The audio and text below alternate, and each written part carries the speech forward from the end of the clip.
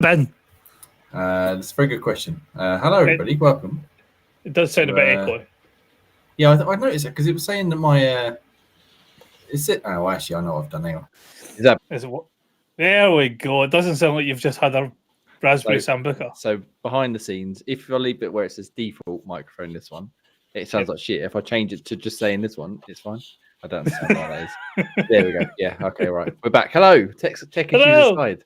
Let's get some Guess the Game on, shall we? Ross, Graham, how are we? Are we ready and rocking to roll? We are wonderful. Yeah, why not? Let's go with that. Ian, how are you? Oh, no. Oh, that's fucked up. Ian.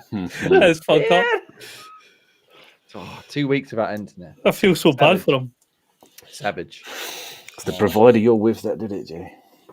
It is my current provider. Good old Tube. Although, what the fuck is Tube? Tube. Just get a fucking normal provider and you'll be all good. Yeah, I mean, they do a meal, right? They fucked Ian over. They royally fucked Ian over. No, the irony was he said he's going to consider switching to them soon. He is. And he should. They're a good service. But the point is, they cut the cables outside his house. Poor Ian. Anyway, we'll have him back soon, hopefully. It's only been 2 weeks. I'm sure they can't take too much longer. Anyway, Guess the Game. I was saying before we started, I set up an article on the website about our podcast today because every now and then I like to do it. I very briefly saw this image and I was like, I think I know what it is, but I avoided looking any further. Looks very steampunky. It does look very steampunky, sort of top down. My first thought, when I say I think I know what it is, I said I should say I had an idea of what it could be. Infamous last words. Yeah, Final Fantasy 7, perhaps? What was this? Final Fantasy 7? Could it be? It looks like that sort of pre-rendered visual effect. But I don't know Final Fantasy 7. Remake or just normal? The original one, yeah. No. In that case, I am out. No. Well, we've got gentlemen. Look at that red circle on the side. That's an enemy like a Diablo kind of stuff. Yeah, Diablo was where I was going on that one. But at 82, it can't be Diablo 2 because that was way higher than that, and it doesn't look graphically good enough to be Diablo 3. It doesn't have to be Diablo, it just has to be. Yeah, but that sort of game, yeah. What about something like what was the one you play? Was it Torchlight, Grey? Something like that? No, it's not Torchlight. Torchlight like cartoony kind of graphics. Yeah. This is more. No, it's too realish. This kind of style graphics. I want to say, I've gone. No, go on. I was going to say it kind of gives me like old school Baldur's Gate as well. Yeah, and I was thinking, was it called Torment or something? That one that was a bit more hellish scape. I think we're on the same sort of vibe. Pillars of Eternity, maybe something along those lines. We'll try one of those. Cool. We'll just go for the second one. Yeah, I've got no idea. So no. 9. Mobile 360, PS3, and PC. Interesting. Mobile. I feel like the mobile one throwing us off here. I'm about to pull it out the bag. Go on then. You pull it out and flop it around and show us how it's done. Because I am. Well, he's over there. He's going to crash and burn. Quite embarrassing.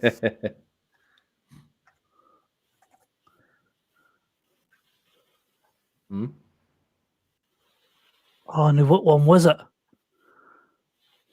Shit! That's really annoying me now. If the top-down ones was Guardian of Light and what's the other one, Grey? I think it was Temple of Osiris. So that was where I was. Yeah. Fuck! It was the clicked it off one. But I knew it was that series. What was the other one? Guardian of Light. Was that one? Fucking knew it was the series thing. Well done, Ross.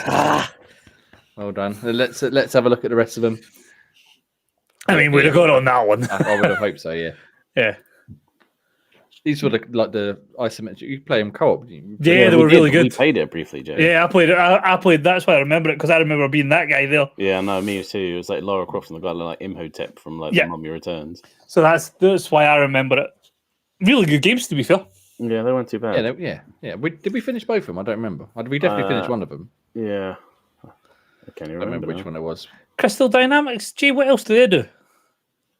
They did the was it Guardians of the Galaxy game recently.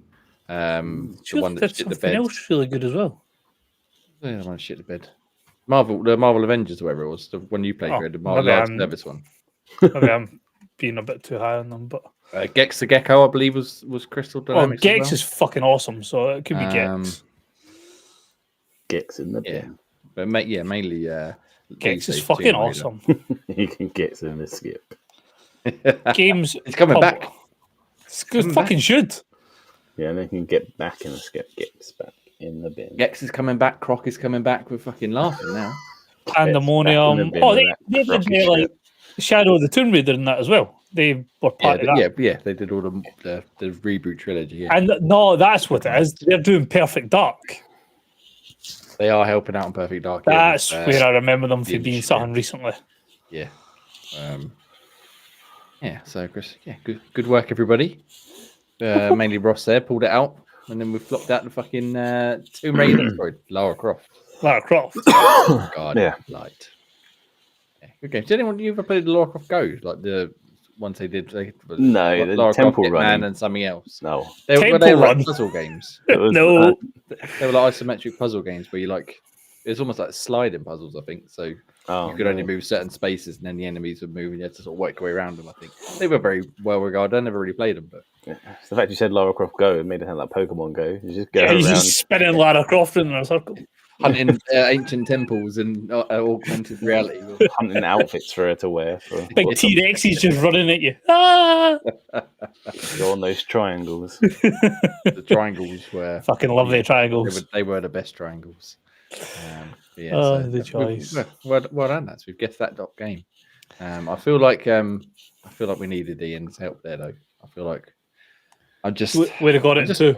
Let's miss Ian. Ian, come back. He's even, Jay. And on that note, he's even missing our brand new intro.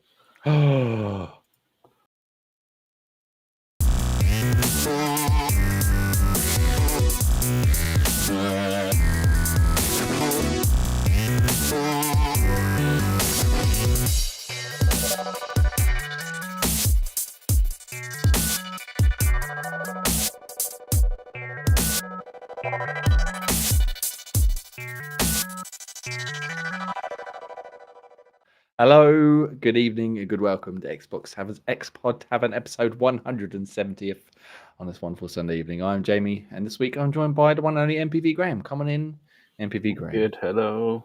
Good, hello. How are we? It's been almost 24 hours since I've seen you in person. It has. Are you feeling fresh today? I wouldn't say feeling fresh, but I'm feeling. It was a relatively early night, though, wasn't it? We didn't go too hard. Definitely. Yeah, I don't know. Is it possible to go hard? Yeah, not unless you're really into early 90s rave bangers and student discounts which you can't access. Exactly that. Yes, but it's good fun. Anyway, we're not just the two of us this evening. We also got Scottish Guy Ross. Come on in, Scottish Guy Ross. Sign me up for early 90s fucking rave music. Oh, no, Ross, really no. No.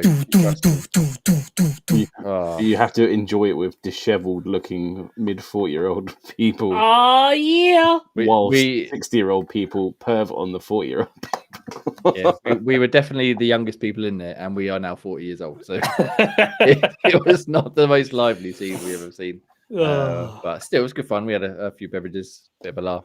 Yeah. And then getting too old for this shit. Did you have a good weekend, Ross? Go out and I was up at 5 o'clock this morning, bright and early. Good. None of this fucking raspberry sambuca pish. Well, we had to cram it in a very short amount of time, and Graham didn't want to do tequilas. And to be honest, not did I. So what? Who doesn't want to do tequilas? I always do, but then I always think maybe I should. No, after a combination of curry, beer, a 6 on the beach, and a Blue Lagoon, I don't think I wanted to tuck in a tequila on that. Love a wee tequila. Sambuca almost didn't stay down. Sambuca would not have stayed down with me. Not in this. I do like the raspberry one and a banana one. But anyway, we're getting sidetracked. We could talk about this. Banana sambuca. Oh yeah, I used to love that. Back when I were a wee boy, and those early 90 bangers were still a bit more relevant, including the 90 banger Sambuca. Oh, we're due with a bar. Exactly. And when you hear did, it's coming up. Anyway, right, gentlemen, How are we? Let's get into video game stuff, shall we? Let's talk about Project Game Pass because Yeah, boy. I feel like every month we've gradually gone and we've gone. This might be the best Project Game Pass game we've had. This might be the best Project Game. And now we're at the end of November. We're playing Call of Duty Black Ops 6.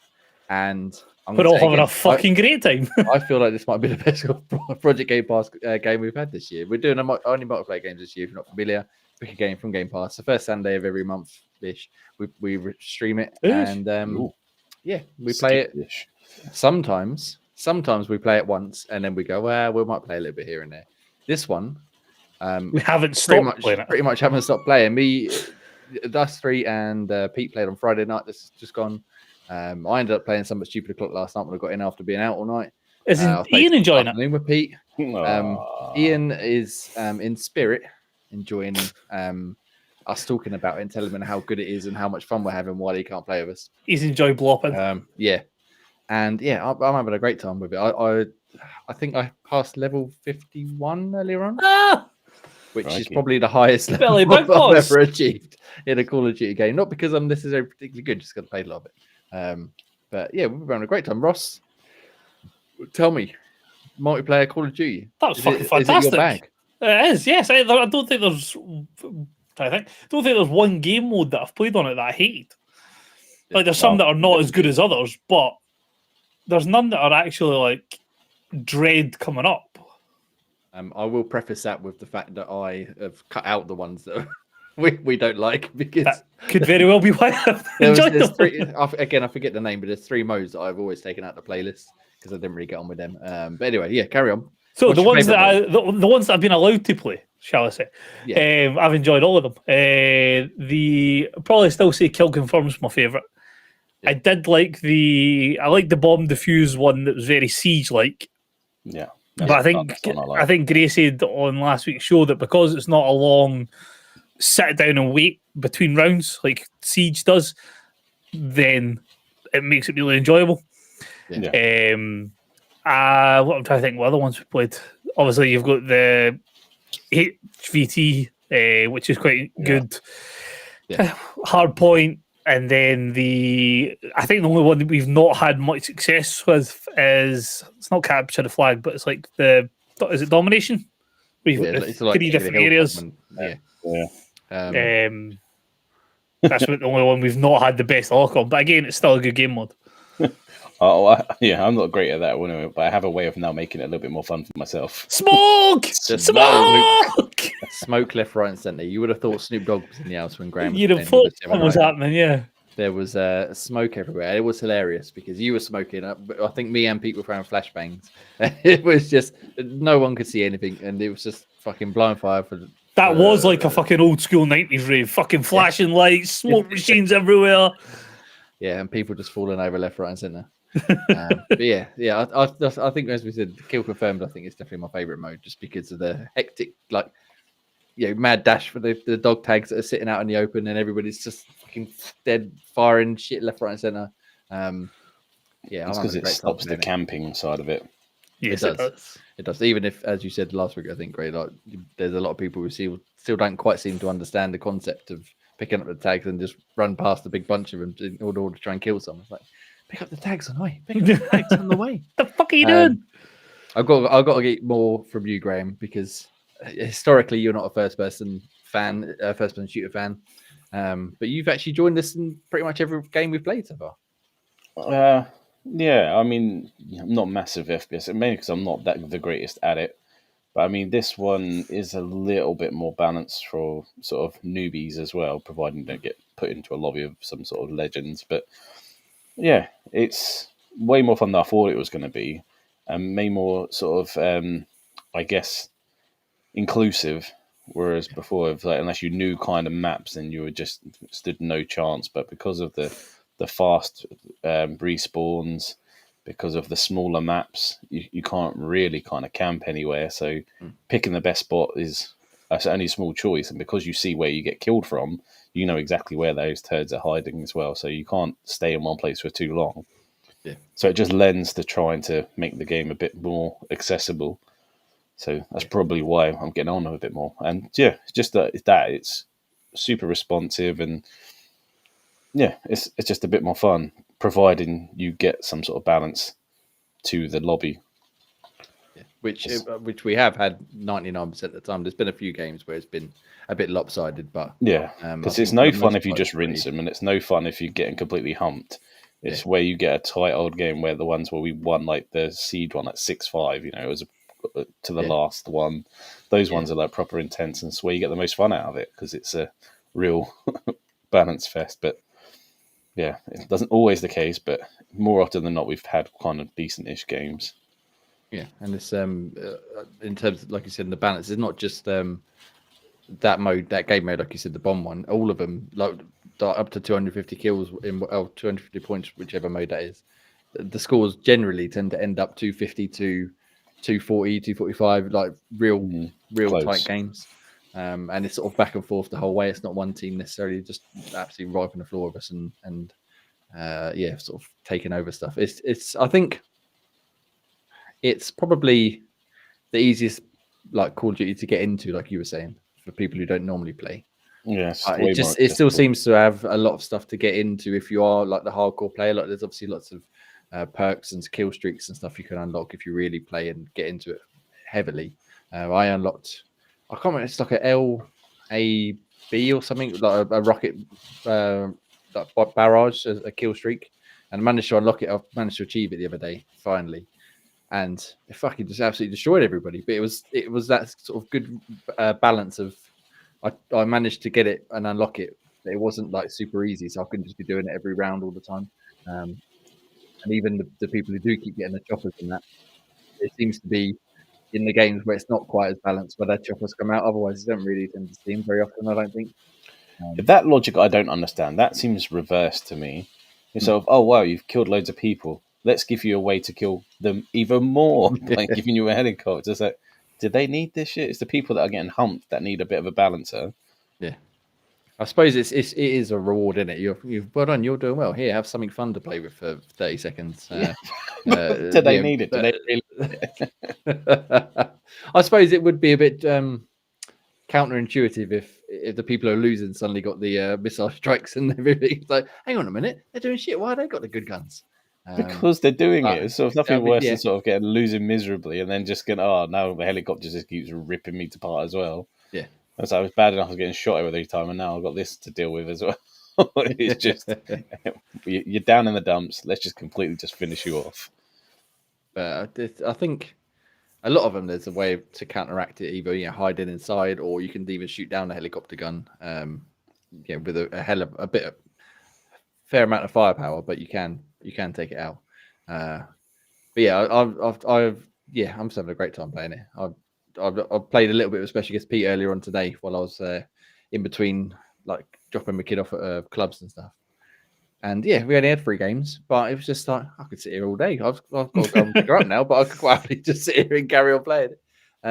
It's just brilliant. We can get Nuketown in the bin. No, that was shit, that map. That was one of the only times that night where I did not have fun. Yeah, it's one of those maps that, like we said before, has been in every Call of Duty basically for the last fucking umpteen years. So everybody knows it, everybody likes it, and there's even a playlist on there which is just Nuketown. That's the only map you get, and you just get a handful of different game modes that cycle in and out.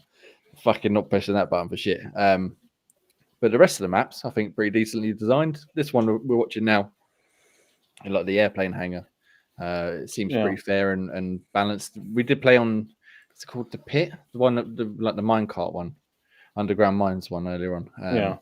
That one's really hard because it's so fucking small. You can't. Oh, is that the one where it's got like the centre room and Gray just the first time we play it lays a dead body and just shot everybody as they ran past? Yeah. We were playing Domination or whatever it is, the capture the 3 points one. And yeah, it was just fucking carnage earlier on. But again, still a lot of fun. Really enjoyed the one that we were playing the other night was where it's like in the ruins. I think we done it with the gold one where you had to collect the gold. That was a really good map. Had like elevation changes and things like that, so that's quite good. Yeah, that sort of central to sort of temple, as it were, that everybody can see when you're in there, and then you got the little rooms and stuff off of it. Yeah, I think they're all really well designed and a lot of fun to play. I think in general. It's just a shame that Ian hasn't been able to join us. Sorry. He did say he's super gutted that he hasn't been able to join us. Yeah. Oh. Well, like I said, sometimes we play Project Game Pass and we're sort of done with it after the first game. I feel like we're going to be playing this for a while yet. So even if it's not still in November, definitely be up for playing some more.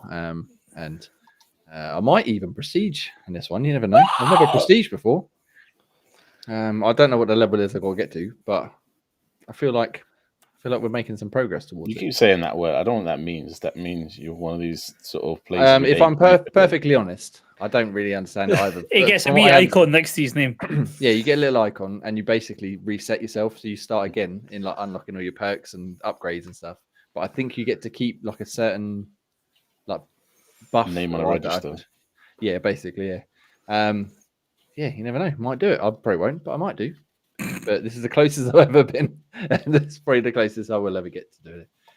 Any more on Call of Duty, lads? Because, like I said, I think we're having a great time with it, and I'm definitely going to be playing some more. But we don't want to spend too long talking about it yet again. I'm enjoying the variety of guns. I'm just disappointed that I'll probably never see some of these super guns that these glowing turds seem to have. What, like Jay? Yeah. Hey, I got given the season pass. Sure, you did. Just enjoying. Just dipped in his Cayman Island account just to get it hooked up. Yeah, it's some of the skins and stuff in the battle pass are a bit iffy, but yeah, the important thing is I don't think they actually give you an actual advantage. They just look different, and yeah, I think so. Yeah, we'll carry on playing some Would You. We'll get Ian in some more. We'll get special guest Pete in some more because yet again, He's loving life. He's playing it probably just as much, if not more, than me. Which is again a massive surprise considering he's not a big fan like Graham of the FPS, especially online multiplayer FPS games. So Yeah. yeah, it's been good. It's been good. We'll do some more. Right. Let's move on from Call of Duty, shall we? Because otherwise, again, we'll just be sitting there talking about it forever. Gentlemen, let's talk about video games we've been playing. But first, Ross. Already? What's it you getting these early plugs in? I need to just keep you on your toes, and I need you to keep me plugged and satiated. So go for it. I'm quite happy to keep you plugged. It's a highlight of my Sunday evenings.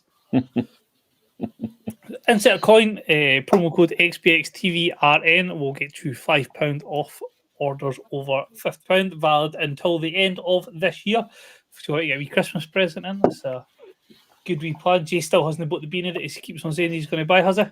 No, not yet. I will though, but not yet. It's not even. They don't release it until some point in December anyway, so I've got time. I'll let you away with it. I was going to say socials are running along the bottom of the screen, but I'm talking shit because they're not. There we go. Outrageous. Socials are running along the bottom of the screen, so you can find us on all major social networks, whether it be Facebook, Twitter, or Blue Sky, Instagram, wherever it may be.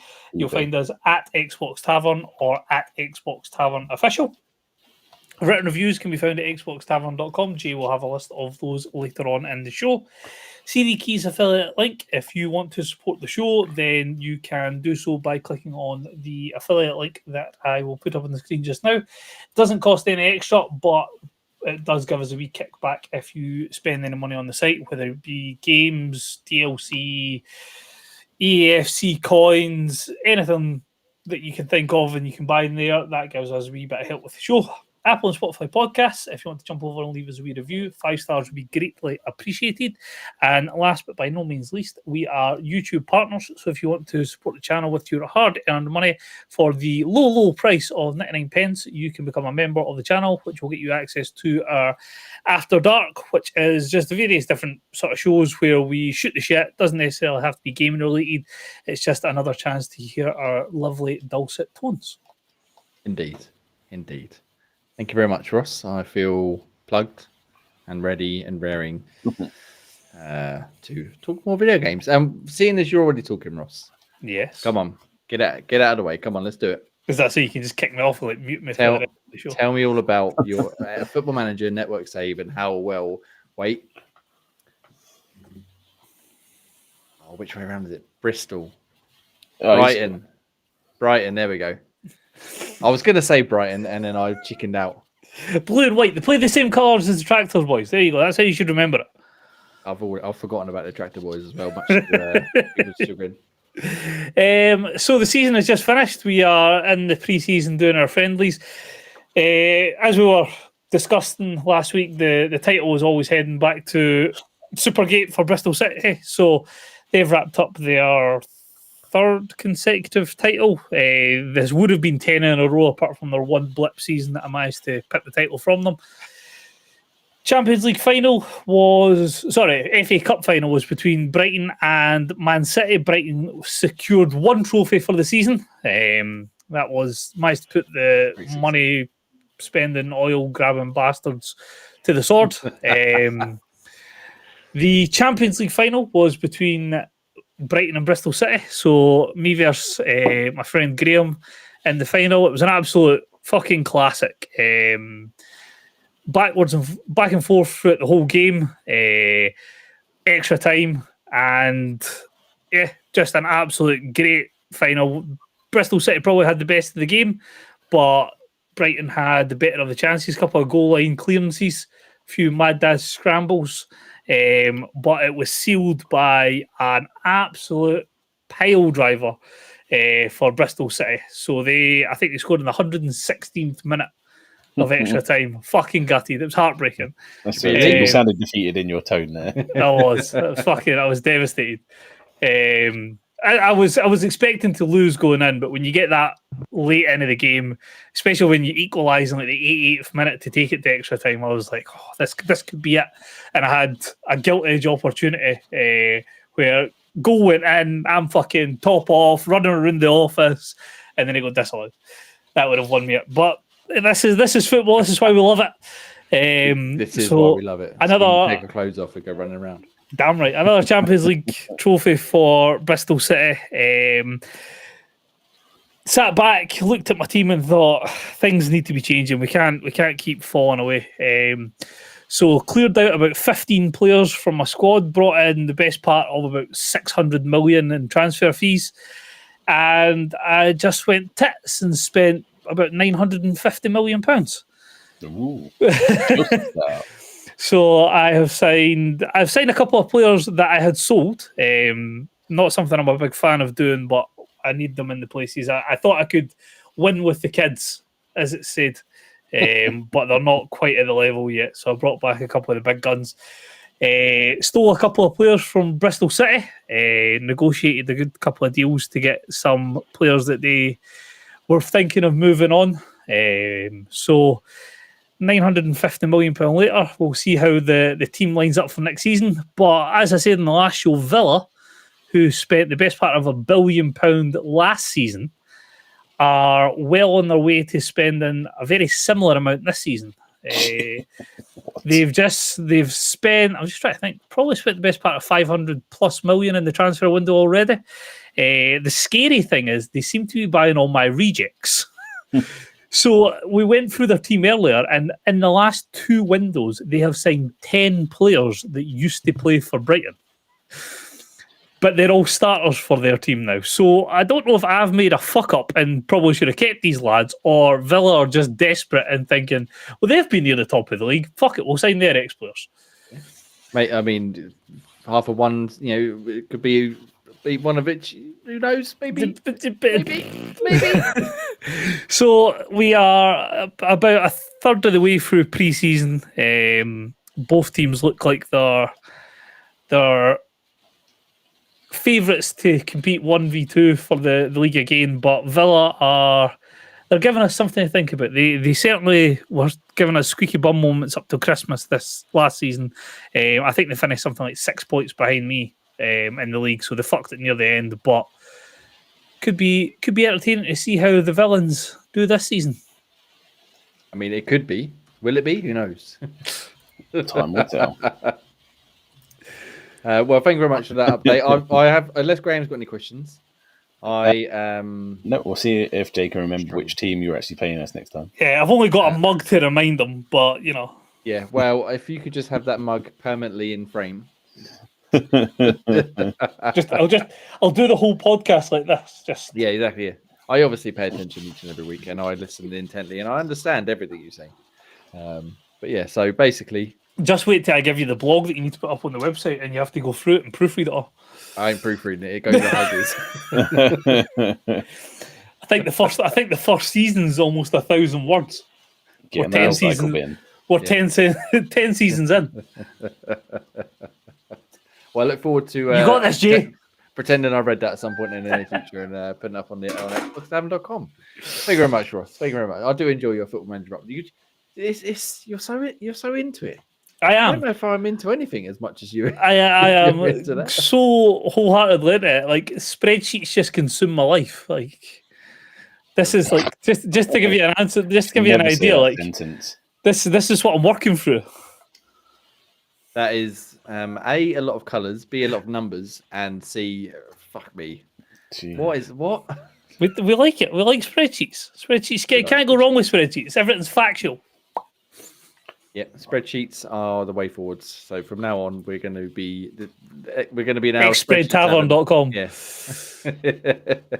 And I want your top 5 Excel tips for 2025. Oh yeah. Already. Nice. Excellent. Thank you very much. Graham.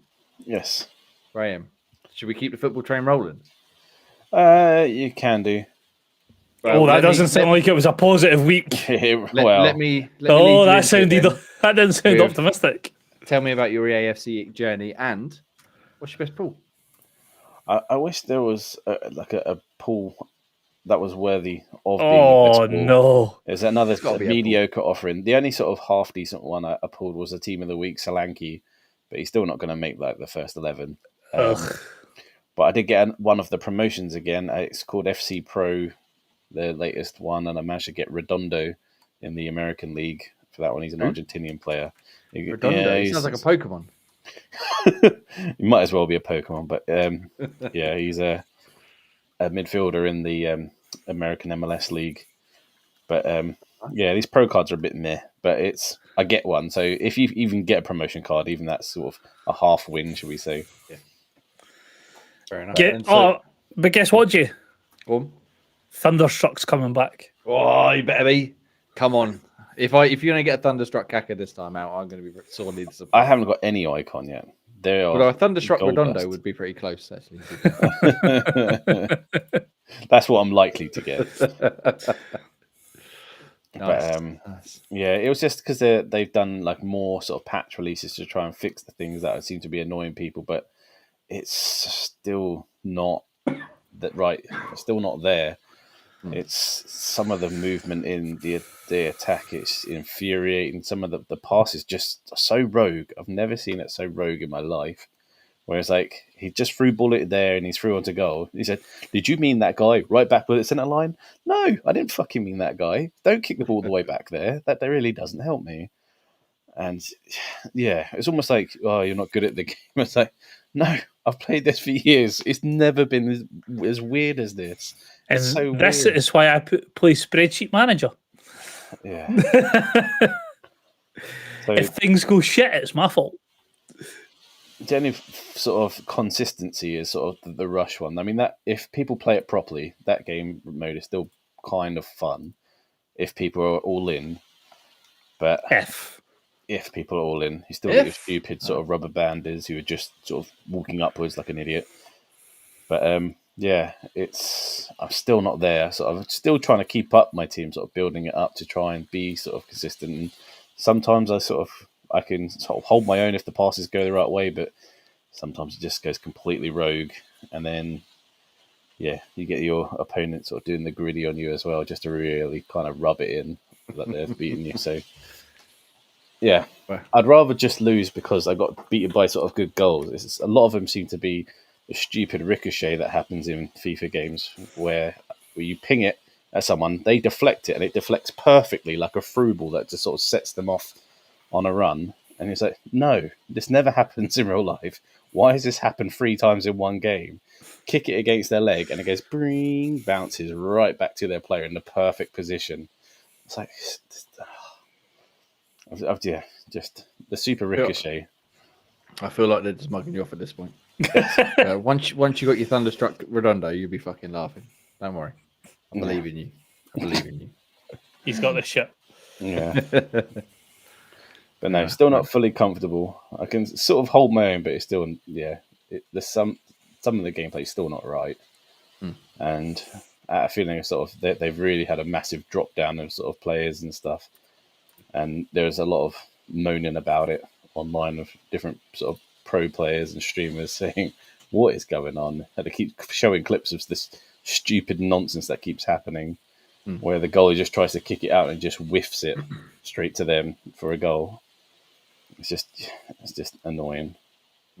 So yeah, I wish my Jenny was a bit better, but even after the latest fixes patches, the gameplay is still not quite there. Well, it's early days, I suppose. They come out September. Yeah. So you got 6 or 7 months until they can fix it just before the new game comes out. Why not? Well, hopefully by that time there'll be some competition that will sort of light a fire under their ass that they can't keep sort of relying on the fact that there's no competition to sort of get their sales. Yeah. Was there any ever get my words out? Was there any ever update on FIFA paired with someone? Didn't they? Oh, officially, was it supposed there to be is, or but the something? game hasn't released yet. I think it's Was it Konami they paired with? No, they released that eFootball nonsense that's still floating out there. That's just. Was it who was it? That was 2K. I think it was 2K or something. I think 2K was the rumor, but I wasn't sure if it ever actually become a real thing or not. Because there's that UFL game coming out soon, which we played the beta of recently. That was Get in the bin. That was shit. That was shit. Was that the game we played? What was the game we played at EGX, Gray?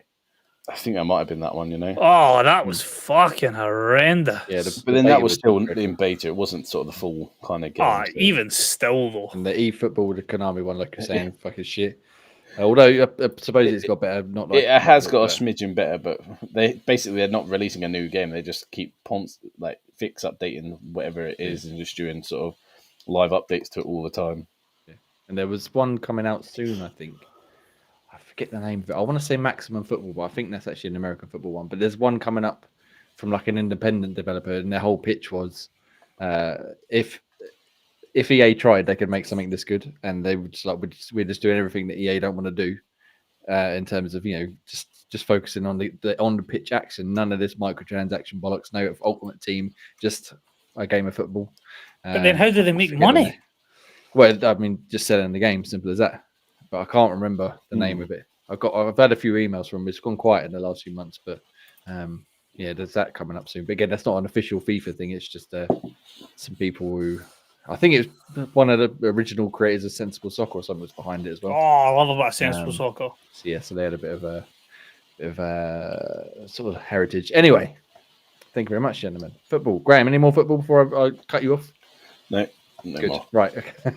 Get the football out of the way. That's it. G's show now. Football in the bin. Right. Anyway, I've been playing at EAFC this weekend. No, I do need to get to the Interactive Boys save at some point.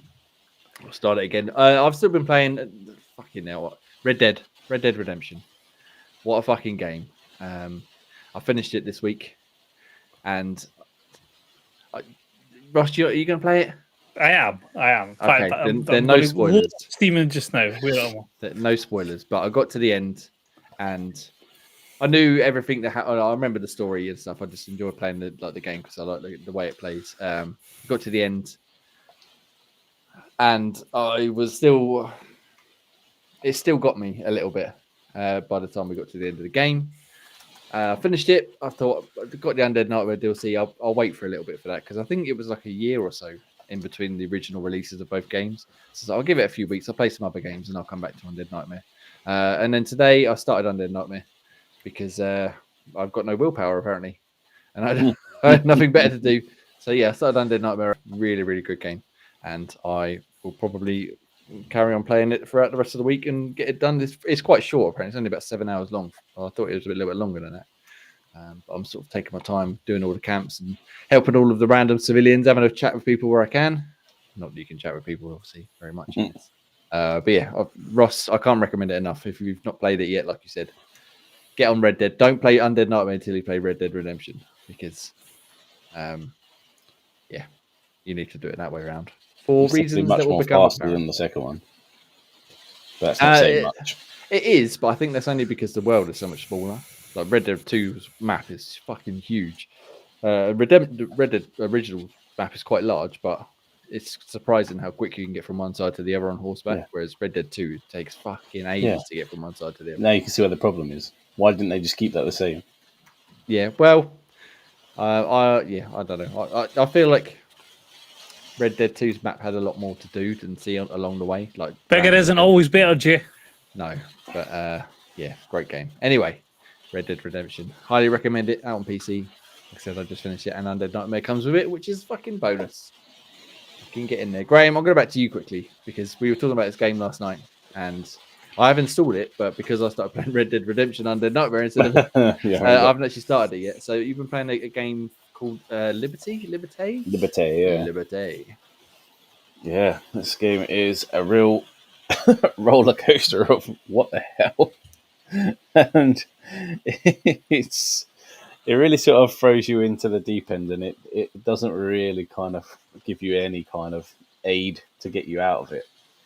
You kind of wake up as a sort of a dazed soldier who doesn't remember his name or anything, and all you kind of get hinted by is this, as you see on the screen there, sort of the lady of the blossom or something. And then you just spawn out. Then you're fighting some soldiers who have some bad sort of French accents going on, like English pretending to do a French accent. Really? Le Pew. Yeah, like that kind of accent. And it's like, oh, it's going to be like this, is it? And then you fight them. You learn some skills on how the skill bits works and how you can only assign certain skills. You can overwrite them, and etc. And yeah, it was quite fun. I mean, the combat's not amazing, but it's passable. The skill thing's quite new and clever. You can't just assign any skill. You have to sacrifice skills to get sort of skill points to be able to assign a different skill. So you can kind of play around with it a little bit to try and get the better skills. And yeah, it was quite weird because it got harder quite quickly. And then I got killed, and I thought, oh, well, it was bound to happen eventually. I thought, I'll just reload, it'll reload me back at a checkpoint and give it another try. You just got to be a bit more evasive and a bit more sort of, hit and run. Oh no, you died, and then you go back to this Lady of Blossom kind of thing. And you spawn out like this weird alien creature that you saw on there, and then you basically choose the skin of this soldier again. So you're some kind of like weird virus thing that shoots out, and it works as like a Hades roguelike style game. We don't mention Hades on this. I was waiting to find an opening to insert that in there, but yeah, carry on. And yeah, as you meet different people, there's factions involved. You've got the rebels who you're fighting for, and then you've got the royalists, and then you've got the Voodoo Inquisition, and it gets really quite weird. And then you see that it's got some sort of live action bits in there. It's got daily quests. I thought, daily quests? Where's this coming into it? But yeah, you kind of build up your faction experience to unlock more different bits, and then eventually you can unlock the skins of the characters in different factions. So when you respawn, you can play as one of the other sort of characters you've unlocked, and you spawn in as them, and you kind of get their kind of skill set. And then basically every time you go back, you unlock blueprints of like better skills that you can assign into a deck. Because every time you kill a bunch of enemies, you get a random free cards from your deck that have the skills that you've unlocked. And so you can set those. So every time you die, you get better skill cards that you can add to your deck. And hopefully when you play through next time, you get some of these sort of better cards dealt to you when you kill the enemies. So it's an inventive new way of sort of getting skills and setting up the kind of skills. But the storyline is quite out there. It sounds interesting, like you were saying to me last night, like that sort of roguelike mechanic, but in like the French Revolution, and like weird, like you said, like parasite type host. It is a parasite kind of host thing who's trying to stop the royalists from taking the crown or being crowned king, and obviously the rebellists are trying to stop, trying to get rid of the royal family, and the Lady of the Blossom wants kind of peace. And I don't know where this fits in with the Inquisition of sort of voodoo magic bit. So I know it's going to go way weirder before it's going to become clearer. So yeah, it sounds interesting. Like I said, I haven't played it yet, but watching that trailer just then, it looked slightly more involved than I expected. Like you said, picking the different powers and getting the perks and stuff. It's just the combat is I'd say it's a bit 50-50 at the moment because although if you time it well, you can do quite well, but they just put in random sort of hurt zones that sort of spotlight around the screen, and if you go into that zone, you get instant hurt anyway. And the only way to heal yourself is to get a lucky card that sometimes drops from the enemy, or if you find in like broken pots here, there, and everywhere, that is the only way to get your health back. So you've really got to try and keep your health up. Otherwise, you can get owned pretty quickly. Nice. So, keep playing it. How long have you managed to have a chance to play it so far? I've probably done about sort of 2 hours worth so far. So I've unlocked Anna, I think it is, of the Rebelists, so I can now wear her skin, as you say, and play it as her and her skill set. But yeah, you just get side quests and different kind of bosses, and I had to try and kill one of the bosses to take his rapier to give to Anna. And that boss whooped me because my daughter decided to jump up and shove a book in my face just as I was trying to dodge. And so, yeah, didn't survive that one. And that Real was life hard mode. Yeah, kids are definitely real life hard mode. It was, Dad, look. Right at that time. Can't be angry at them because they're just trying something, but timing. But yeah, that's as far as I got. I got mullered by the boss. I got him down to like 3/4 health as well. So it was a tiny bit livid, but it's what it is. You're supposed to die and so try again. So better Come luck back next stronger, time. better, faster, more powerful, Yeah, and exactly with more knowledge. Yes, nice. So Excellent. enjoying it, but the story is definitely out there. Yeah, definitely. I definitely would like to give it a go. I think it sounds interesting. Ross, you tempted? You like a bit of Hades games, didn't you? He's too busy playing StarCraft. I have been playing a wee bit of StarCraft FIFA. Okay, all right. Well, go on then. Tell us about StarCraft because I was going to ask actually because I looked at it on my Game Pass. You looked at it, you were never intending on playing it. This afternoon, when I decided I wasn't going to play Red Dead Under Nightmare, I thought, well, let's have a look through the Game Pass library. I thought, oh, maybe StarCraft. No, let's play Red Dead. Carry on. The thing is, StarCraft is outstanding. It's a fucking great game. The only problem is it hasn't aged well in the slightest. Is this the first one you're playing? It? Yeah, so I thought jump in the remaster. I'll start off by playing that, but it's not aged well considering compared to more modern RTS games. Like, yeah, it's got fond memories for me. I still enjoy the actual storyline of it, but although it's a remaster, it's not a Red Dead remaster, for example. It still looks very old-fashioned. It's still lacking some things that you would want in RTS games. So it's good fun. I enjoy it. I'm fucking enjoying being back into it. But yeah, it needs a wee bit more. Okay. And so is this just single player you're playing? Did you say? Yeah, just single player. So playing through. So in the first one, you sort of do the 3 sort of groups in it there. So you've got Terrans, which is just your humans. I forgot the other ones. Probos is the other ones, which is like the advanced machines type or alien guys that have got super awesome fucking technology. And then you've got the Zerg, which is the bugs that run around and try to kill you. Yeah. Nice. I mean, I'm watching this trailer as you're talking. And yeah, not. Oh, it's fucking chaos. It's great. Like when you get into a proper like fight, it's awesome. Because obviously the first few levels in the campaign are just like build 10 soldiers, done, victory. Oh, build a refinery. Oh yeah, victory. And once you get through into the main story a bit more, you start getting more challenging battles. But then when you play a multiplayer game, it's just fucking like you get about 30 seconds at the start of the game before you have to like either be on the defensive or going on the offensive. It's just no rest for the wicked. Yeah, I think beyond my skill set, I think, but I'd like to give it a try at least once, maybe. Just seeing that it's on Game Pass anyway, you know. Yeah, we'll see.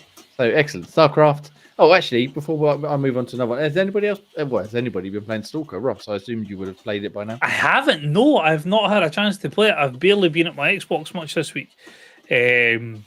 I've been sort of more PC based. I went to install it on the PC, and then I realised that there was a lot of issues apparently on the PC version, and I was like, no, I just won't ruin my experience.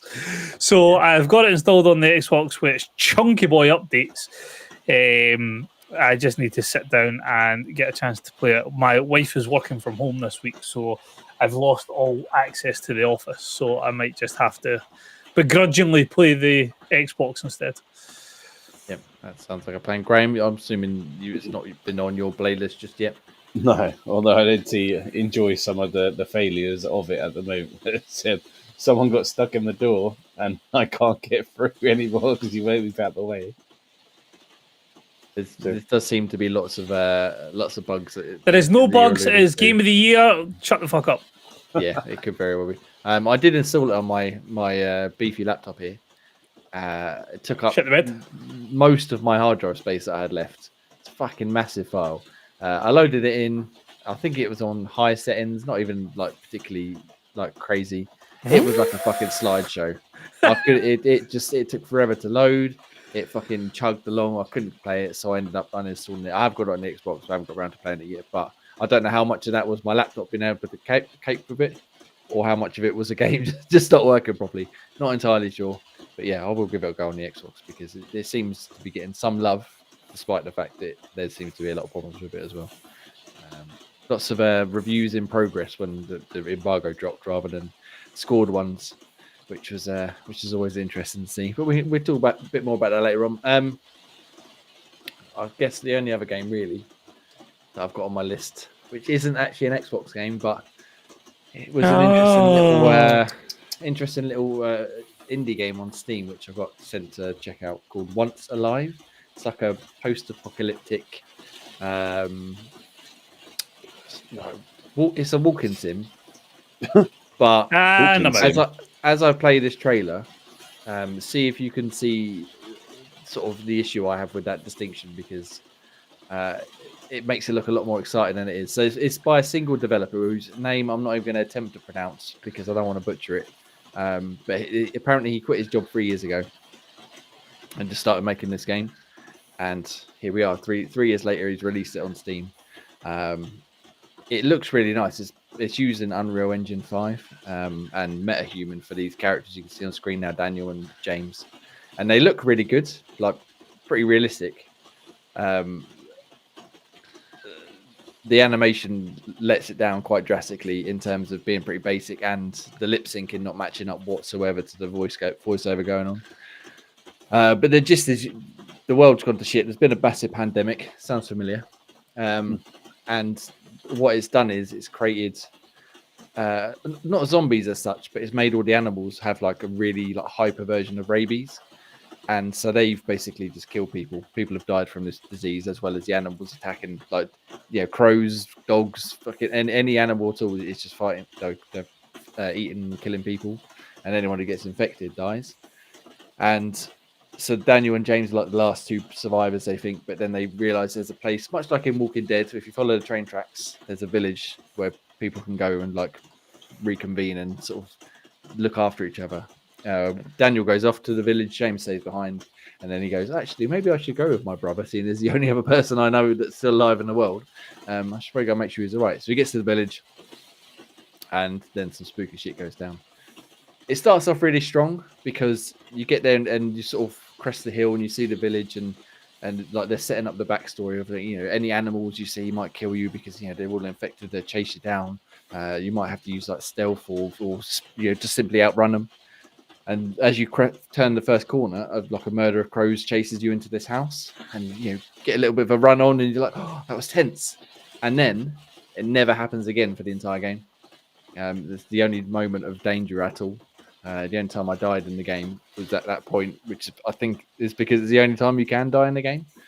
From the crows, that's it. Yeah, literally. Yeah, they build, like I said, they build it up as like if animals see you, they'll chase you. But that is it. That's the only time it ever happens. Yeah. The only time you see the crows again is towards the end of the game when they fly over the center of the village, but they're miles away and they don't chase you or anything like that. Does that mean you got you on a technicality? So if you see an animal, it will go for you, and that's the only animal you'll see. That is the only animal you'll see, yes. So technically, it was true, yeah. But I expected perhaps a little bit more. Just after that, you get a sort of almost physics-based puzzle where you got to find a way into the village, which involves picking up a plank of wood, rotating it around, and sort of building like a makeshift bridge from one side to the other. Again, not a unique concept by any means, but it's sort of set out up as if like you're going to need to use this sort of idea to solve puzzles going forward. Nope, that's the only time you ever do that as well. Literally, so you get into the village. I brought the plank with me, never needed to touch it again. And up from then on, it literally is just walking through this village, finding the story points.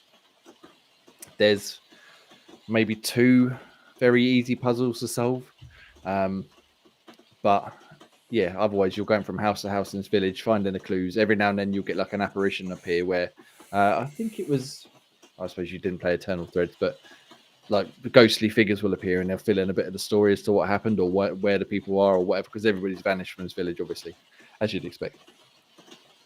But yeah, you go from house to house, get these apparitions, get the story filled in, eventually solve one puzzle, and then you spend another hour just walking from house to house or place to place, getting more story.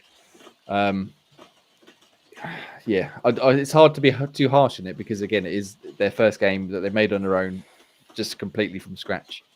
But it suffers from completely forgetting the mechanics it introduced at the beginning of the game. Like I said, the crow, escaping from the animals and the sort of physics-based, building a bridge, etc., etc. The world isn't massive, but a lot of indie games make your main character move too slowly. And fuck me, trying to move around in this world, again, it's not massive, but the holding the sprint button is basically like going at a snail's pace.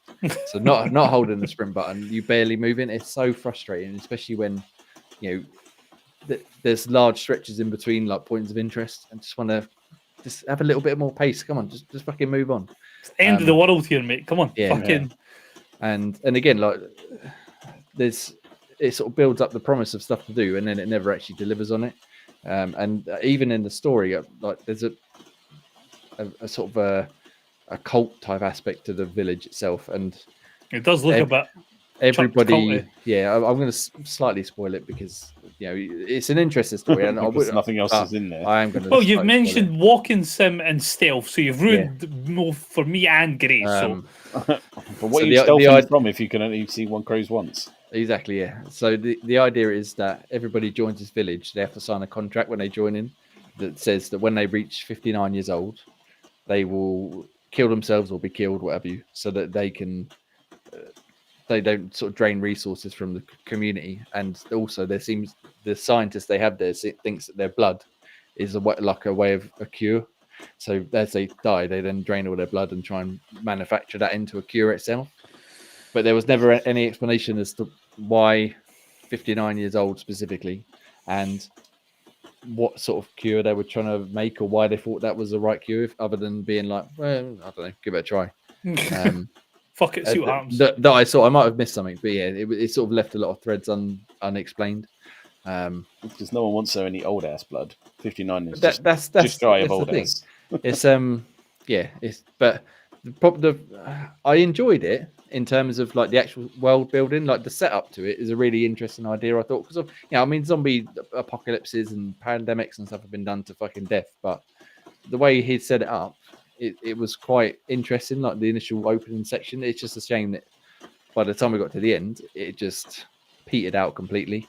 And then the final cutscene, because again, I played it on my PC here, lots of bugs, and it basically ran like a slideshow again, which was not ideal. And like I said, it's a nice looking game in terms of the tech they use, but it's not going to melt anyone's PC or anything. But yeah, just completely shit the bed towards the end. Played like a PowerPoint. Yeah, so I enjoyed the setup, I enjoyed the world, I enjoyed the idea of it, but yeah, the actual execution left quite a bit to be desired. As when I sent them my review, they appreciated that I didn't hold back and tell them what I thought of it. So you can read my review on Xbox right now. But yeah, it was like I said, it wasn't bad, but it certainly could have been a lot better. And maybe now they've got some experience under their belt, maybe they give it another go and maybe get some help. One more enemy in there, please. Just one more, yeah. It's gonna be a pack of cats in the second game. Yeah. But again, like there was one of the 2 puzzles was a keypad on a door. and there's a note right next to it that says, "I've scratched the code into some trees nearby," and it's literally in like 4 trees next to the building. The code in the order. It's not even a particularly tricky puzzle. Yeah. So yeah, lots of fine tuning, but the gist was there. It just didn't quite hit the mark for me. So. Yeah, go read my review on xboxdown.com right now. Wonderful. Thank you very much. I talked far longer about that than I expected, but yeah, It's left a mark on you. What can you say? Exactly. The setup and the idea of it I really enjoyed, and I really liked. Like, again, I'm not going to spoil the end, but the ending was quite sort of well done as well. It was just the gist in between and taking some good ideas of like the escaping animals and the physics puzzles and just going, we don't need any more of that. We've done it once. No. In other words, it was a shit sandwich, but with some really nice bread. Yeah, basically, yeah. I like that phrase. I'm gonna edit my review right now. Just delete all of my text. Shit sandwich, but with some really nice bread. Yeah. So go check that out should you so wish, and let me know if you're into it. Any more games, gentlemen? Graham, do you want to talk about Dragon Age at all?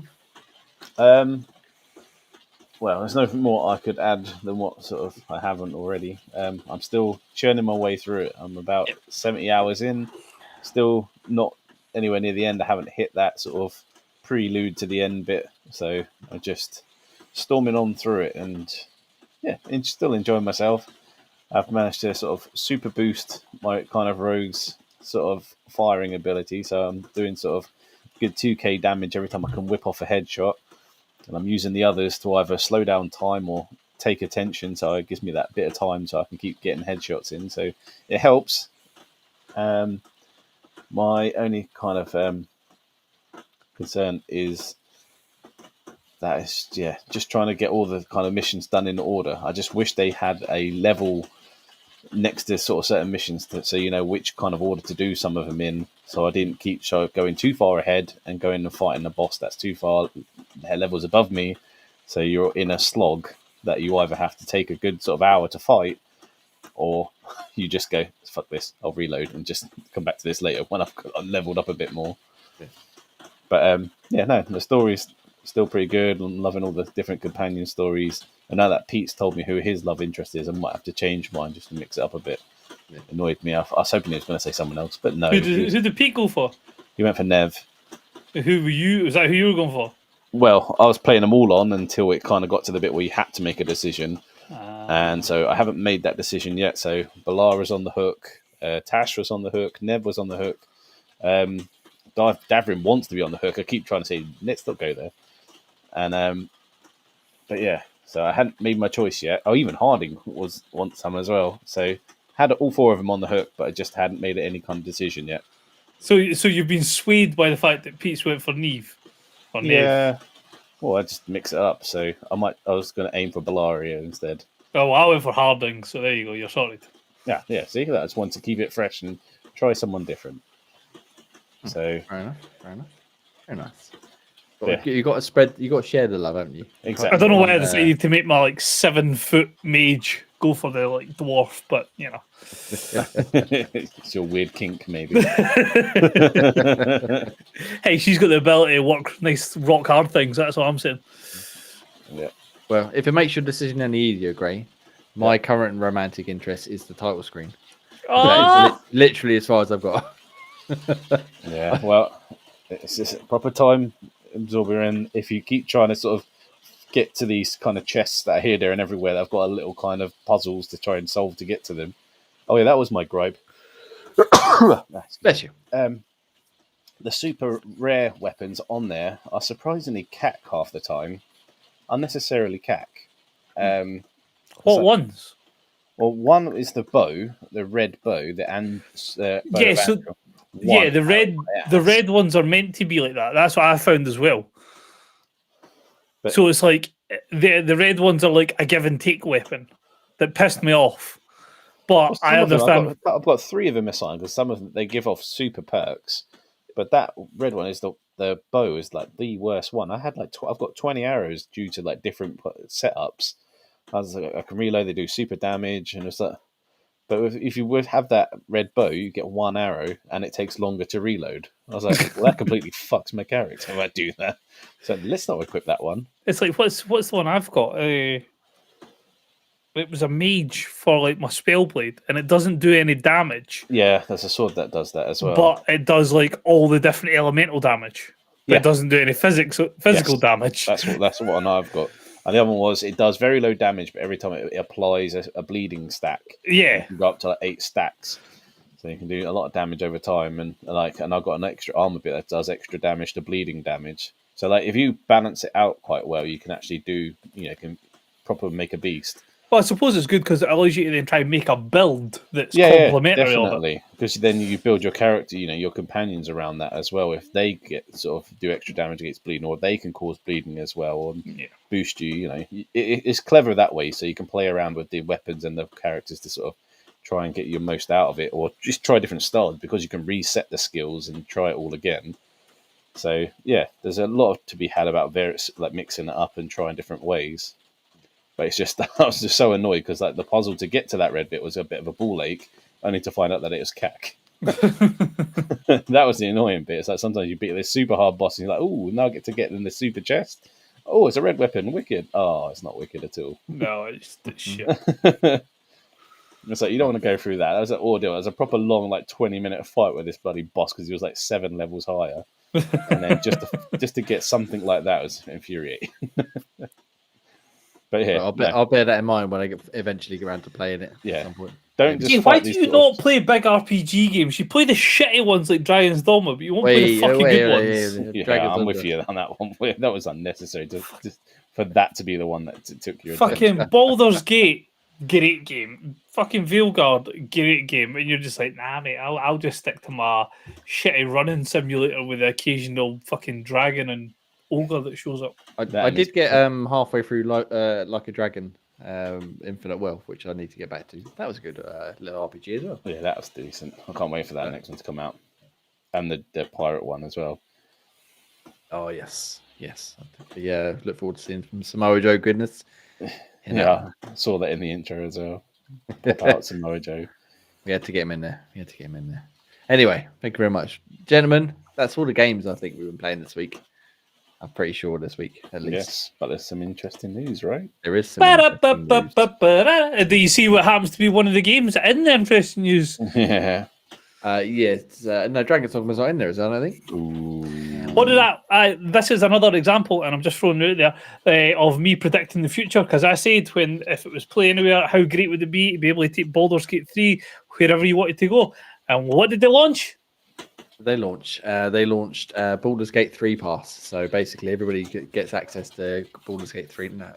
Xbox Cloud Gaming now lets players stream certain games out of their own personal library, not just Game Pass games. How many did they launch, Jeff? 50, I think they said. 50 games. Wow. And So- I think some of them were a bit meh. Yeah, well, there's like I said, a list of 50. Some of them are new, some of them are a bit older. But the important thing is, obviously, you need a Game Pass subscription or Game Pass Ultimate subscription to play it. But they don't have to be in Game Pass in order to be able to play them. So you've got things like Baldur's Gate 3, Call of Duty Modern Warfare 2. There's no backup 6 now, is it? Banishers Ghost of New Eden. That was a great game that I played earlier this year. Did I see WWE 2K? WWE Yeah, but 2K24. Blops got a Game Pass specifically. anyway. Why would you need it on this thing? No, I know. I'm just saying that it's not as good as Blops as it Call of Duty Modern Warfare 2. Undertale, Star Wars Outlaws. And then you've got things that go way back to like 7 Days to Die, which is quite an old game at this point. Lego Harry Potter Collection. Recent Life is Strange Double Exposure. Metro Exodus. Good chance to good play game.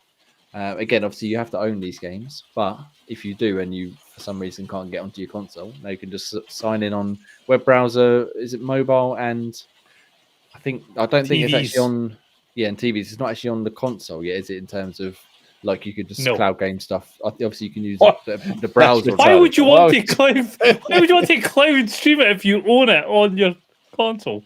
Well, if you haven't got it you don't have installed. the storage wise. Yeah, I If you don't have the suppose, yeah. storage, or if you haven't got it installed and you just want to have a quick go on something, Yeah. you can do. But yeah, at the minute you can't do that directly off your console. But you can do that. So it's up there now. I tried it earlier on with Warhammer Space Marine 2. Warhammer. It obviously didn't look anywhere near as nice as it does on my fancy television installed on my Series X, but it was perfectly playable. I had a quick game, just one of the single player missions. Still managed to pull off all the parries and smashing those little gremlins into the ground. Felt nice and responsive. Can you beat some gremlin smashing? Yeah, there was no issue at all in terms of how it felt to play. It just didn't look as nice, but swings and roundabouts, isn't it? Yeah. But you don't get 4K chair on. No 4K chair on, no. But yeah, I mean, it looked decent. Like I said, decent enough, and it played importantly, like as responsive as you could like. Really, I wasn't struggling to hit anything or aim or dodge or, like I said, doing any parries and stuff like that. Anyone else that's going to help in terms of playing perhaps Baldur's Gate 3 any other games on the list here that we've got? Well, I've got Star Wars Outlaws that I could try to put it to paces when doing my distant trip to see how that kind of looks or works, providing the internet's up to some sort of scruff. But yeah, it's nice. I mean, we all knew something like this would be coming, and it's cool that they've started to do it. But yeah, obviously, just I wish the game list was a bit better than what it was. But yeah. I'm sure it'll come in time. Yeah, I think Game Pass itself took ages to get into the swing of things with the cloud gaming and being able to play everywhere and stuff like that. So a list of 50 games to start with is not bad, and like I said, it's a pretty varied list, really. Obviously, again, varied is putting it nicely. It's a random ass list. It is random. That's probably a nice way of putting it. Yeah, it's like they're just throwing a dart at a list of games they got. Yeah, that'll do. There's a few multiplayer ones in there which I'm surprised. Like the Outlaws Trials is on there. I wonder how that would fare in terms of playing that, because that's quite a sort of dark and gritty game, and that's the hardest part, I think, for the cloud stream, because the quality isn't quite there. Dark scenes can look really dark, so it's almost hard to see what's going on. But yeah, some decent games there, and like I said, as long as you own them and you have Game Pass right now, go play them. Go play the games you already own in slightly worse quality because you haven't got them installed. I know, but it's a storage saver, dude. We're in the world of storage. When Call of Duty takes up about 160 odd gigs or something. Yeah, and if you're trying to play fucking that while having stalking installed in your computer, that's you're fucked. Exactly. Yeah. So I get it. It's going to be a wicked if you play a game occasionally, not to have to keep reinstalling 100 gigs worth each time. It's going to save you a whole lot of bloody time. Yeah, time and space, and like you said, I'm sick of seeing discounts for expanded storage. I was like, nope, it's still like 150 quid for an extra. I still refuse to play it. No, that's still too much. Yeah, and I mean, game sizes are only going to get bigger and bigger, aren't they? Especially as we get into, like you said, Stalker 2, massive game. Even though it's, you wouldn't expect it to be quite that big, but next gen we're going to be looking at way higher install size. I dread to think the size of GTA 6. 150 gigs is going to be like the entry point going forward. Yeah, it's only going to get like that going forward. So you just so the bigger ones like that you'd want to keep installed, whereas some of the others, it's like the quality is not as important. Yeah. So you can get those from the sort of play those cloud wise. Yeah, I think it's a nice feature, and it's something that they've been talking about for ages. So keep it coming, keep adding more games. Let us eventually play our entire library. That's what we'll say. It's a good start. And it sort of come out at the same time as Sony allowed their what's it called, the PlayStation Portal, isn't it? Yeah, that's good. They allowed it to start streaming stuff in PlayStation Plus Premium, whatever it is, without the console, which wasn't initially a feature. And now Microsoft are like, well, we can one up you with the cloud gaming as well. Why not? You can now stream your own games as long as you own them onto any device that you have. So yeah, it's a good thing. It's the future, isn't it? It's good. It's old, but it is the future. But yeah, bring it on. It should be for everyone. So I'm glad they're getting it as well.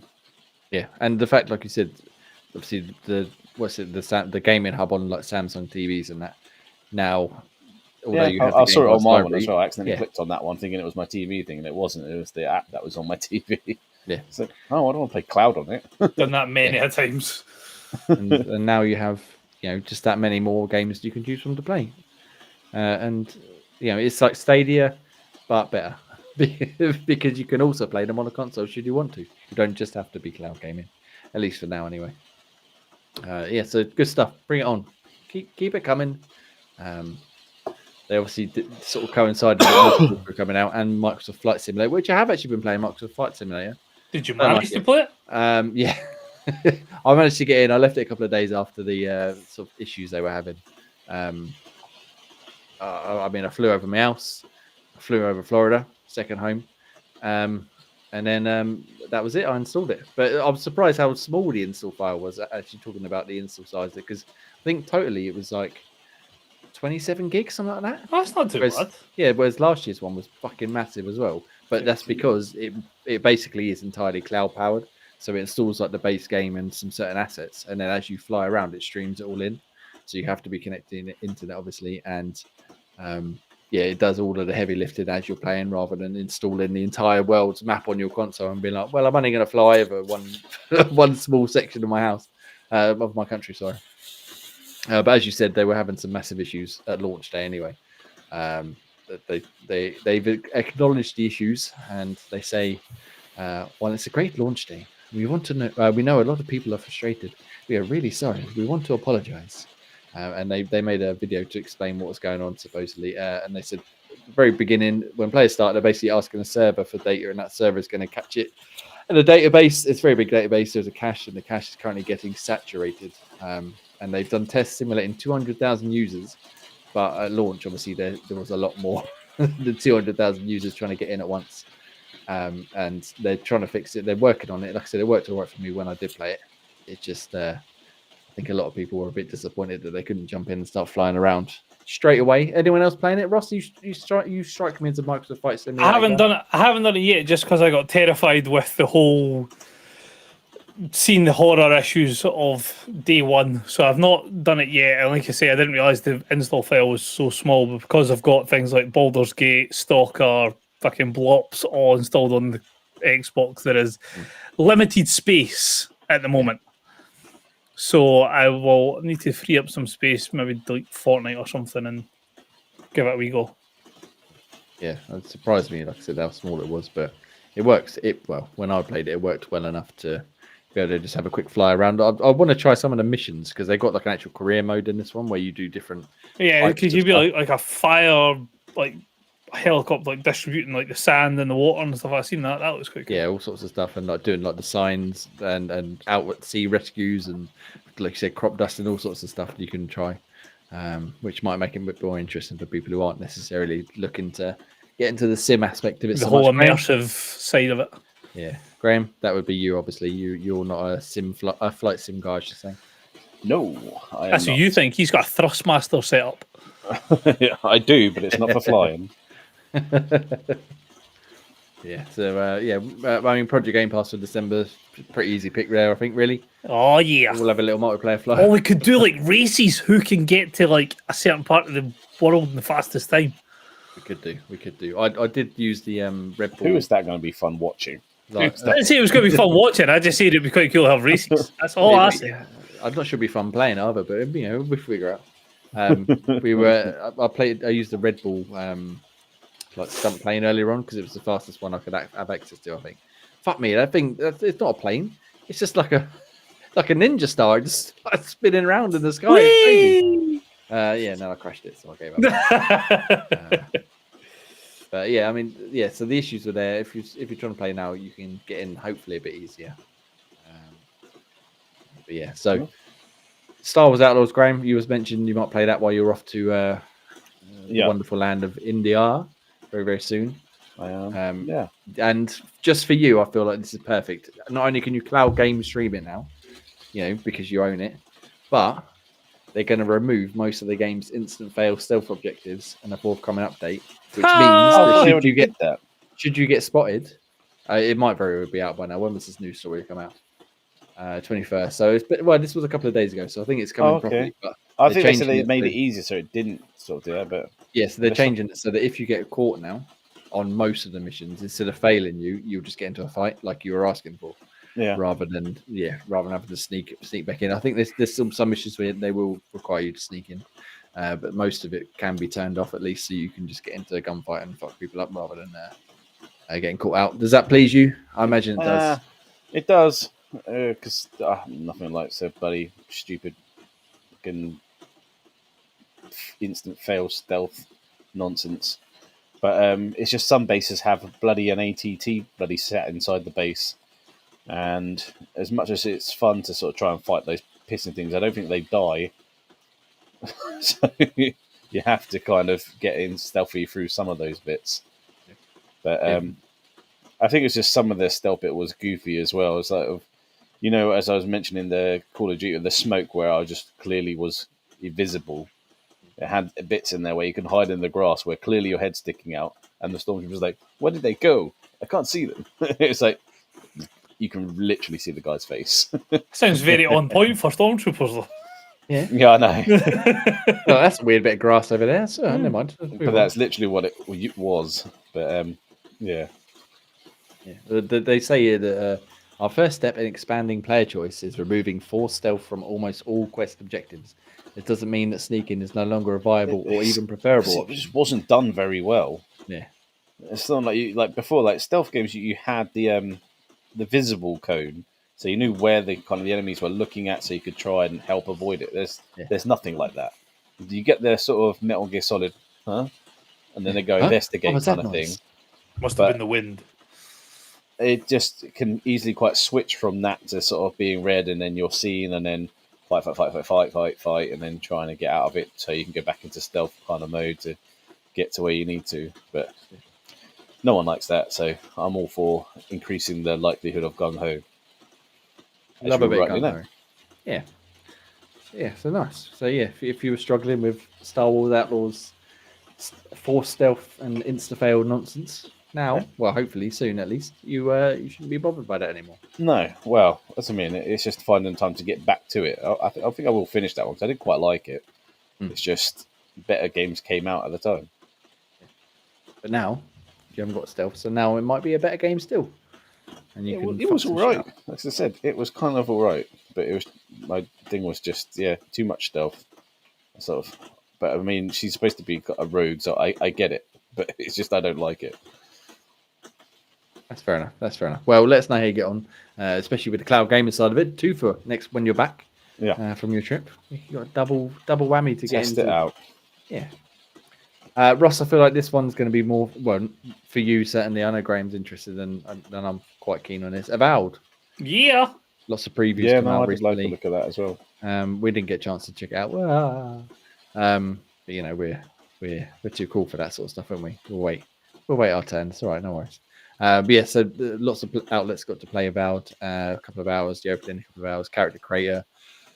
Got a chance to check out the quests of the combat. Ross, have you seen much about what people have been saying? Because it all seems to be pretty damn positive. I've heard a lot of positive things. I have seen also the fucking idiot reprobate retards on the internet. Oh my god, there's pronouns in it. Let's boycott this game. Wait, what pronouns? Oh, fuck this. No, I'm out.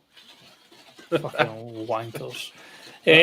But no, the tagline that I seen was Obsidian's take on Elder Scrolls, and that to me just sounds fucking perfect. Because the last time Obsidian decided to take a Bethesda game and put their spin on it, we got Fallout New Vegas, and it was fucking incredible. Yeah, it's a very orange game, that one, isn't it? Hey, you're in a desert. What do you expect? That's all I know about it because I haven't played it still. Rad Scorpions. Too busy playing Red Dead Redemption. So I mean, VGC's preview is very positive on it. They were singing the praises of the way that an early quest, they had the option to free a prisoner who would then help them in combat afterwards, or not help a prisoner, and there was options to go around and explore and find out why this person was imprisoned and whether they're good or bad or on your side, blah blah blah blah blah. And they said it turned out that although they seemed very hostile, they were actually just a bit of a cunt. And if you free them, they will help you, and they're actually like a good sort of pair of hands to have at your side. Was the guy Scottish by any chance? He was. He's not hostile. He's just a cunt. Yeah, basically. And yeah, they other places I've sort of seen sort of little snippets on YouTube and read a few other bits and pieces. They seem to praise like the combat system and the general, like you said, Elder Scrolls ishness of it. With Obsidian, having their own little flair like they like to do with Fallout. And was it the Outer Worlds? Outer Worlds. That was all right. Outer Worlds was great. So it all seems very, very positive. One thing I think seems to have been like a theme throughout all of previews I've seen and watched and read and stuff is the trailer they showed for Avowed. Was it like the Pretend E3 earlier this year or maybe end of last year?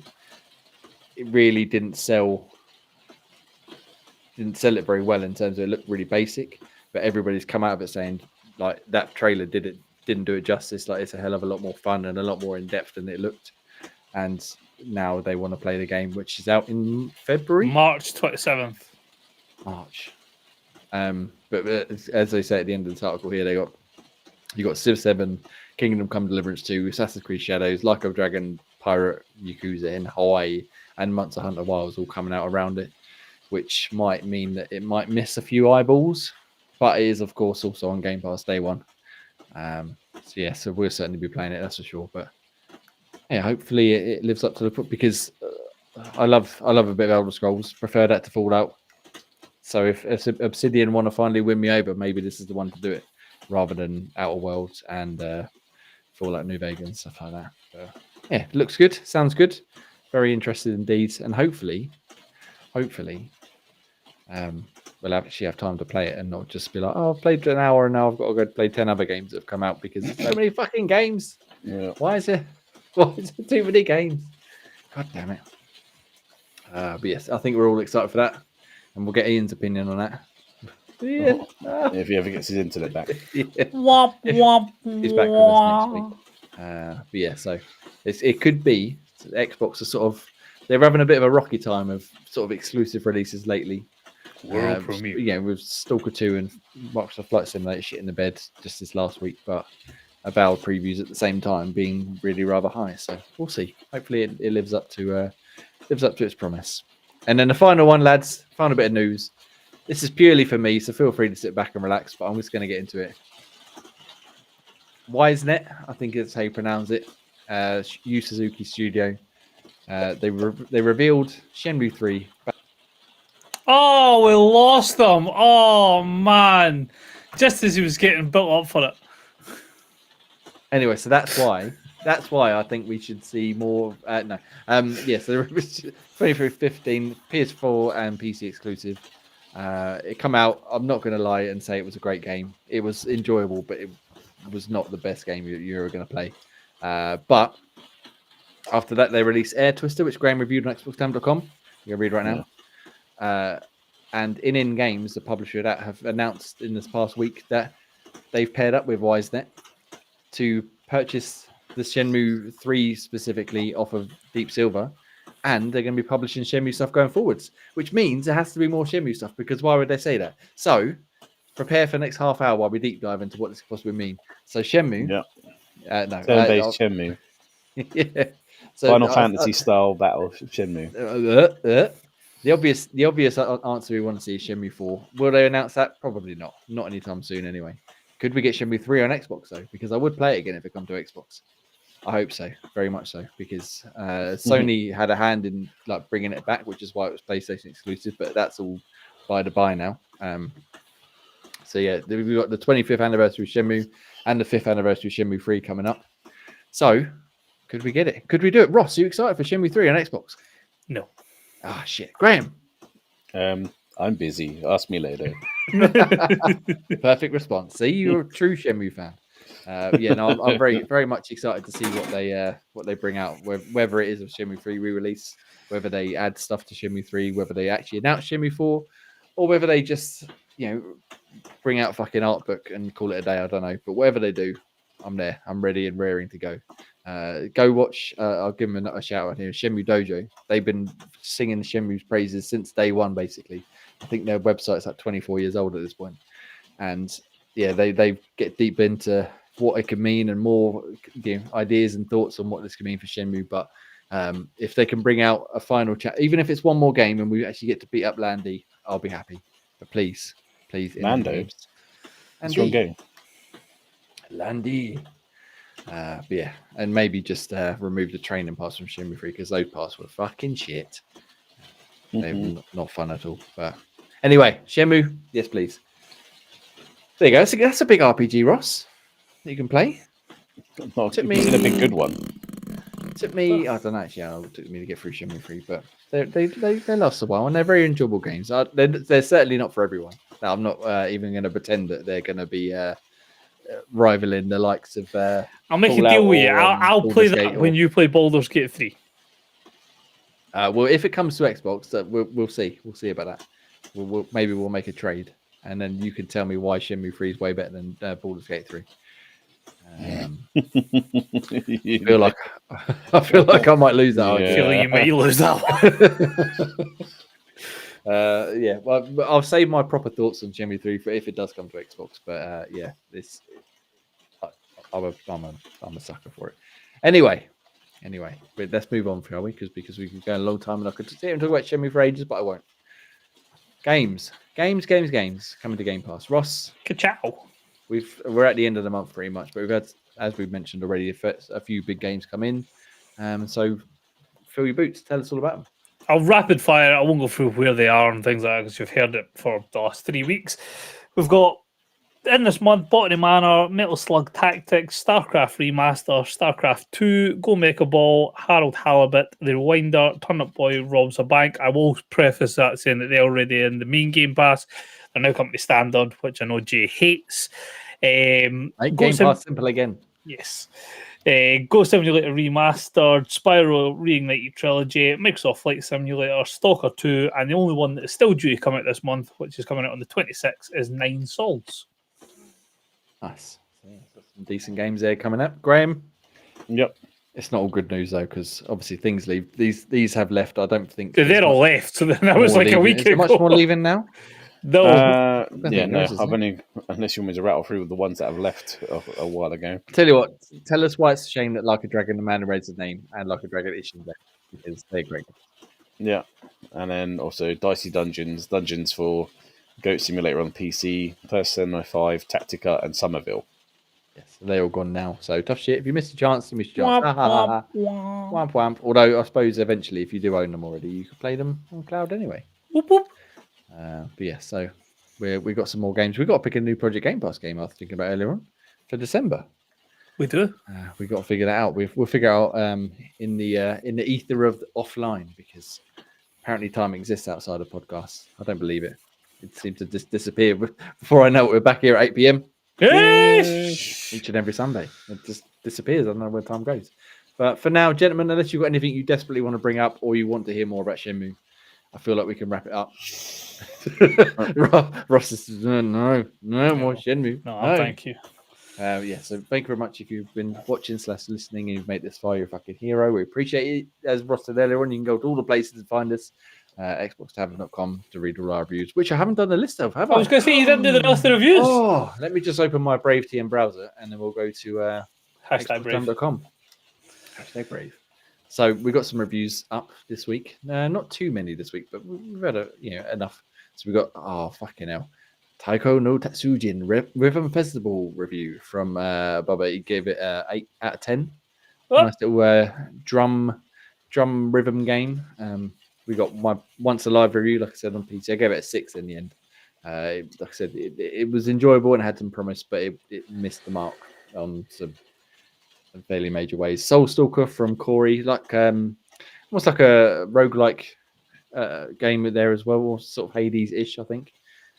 Give it 8 out of 10. And Wildermyth from AJ, give it an 8.1. And then Graham's Dragon Age the Veilguard review, I think, which had already come out by last week, a whopping 9.4. So yes, go check them out. We've got more reviews coming up this week. I don't know who's doing it because I'm not doing any. I'm too busy playing Red Dead. We'll figure out. And we'll have some more, and then we'll talk about them next Sunday. So for now, you can find us everywhere. Like I said, Xbox Tavern. Just ask Jeeves for us. You can find me at ENXan on places, including on Xbox. You can find Graham, Graham Reaper, and Ross. Scottish Gruff. Next week we'll be back. It might just be me and Ross, depending on Ian's internet situation, because Graham is jet setting away for a wonderful trip away. So have fun, Graham. Yes. And we I'll shall be in see the you. Avowed. Yes, we shall see you there. Hope you have a good time. Me and Ross will shoot the ship. I'll tell him all about Shenmue in great detail because It's fine. We'll have more Football Manager chat to go through, Jay. excellent. We can see who can tap out first. Oh, I think that's you're losing that battle. Yeah, most likely. Do you know what XG is, Jay? Shall I break down XG for you? No, all right. Anyway, thank you very much, everybody. Goodbye.